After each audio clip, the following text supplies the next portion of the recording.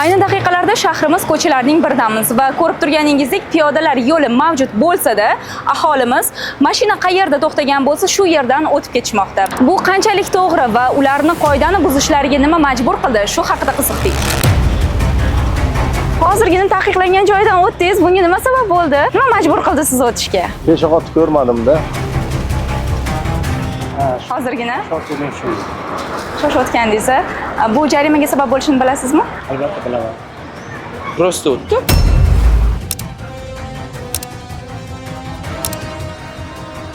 Assalomu alaykum. Hozirgina taqiqlangan joydan o'tdingiz. Bunga nima majbur qildi sizni? Shoshtirdi.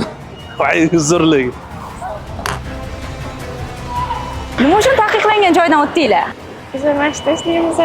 Qo'bliga yaqin-ku peshobod. Ertalab vaqtda chiqib ketdik-da, shu bilan tezroq ishxonaga kirib olaylik dedik. Mayli, rahmat, sog' bo'linglar, faqat ehtiyot bo'linglar yo'lda.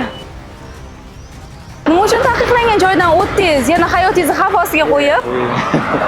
Hozir urib ketishiga ozgina qoldi-ku sizni. Uzr. Mayli.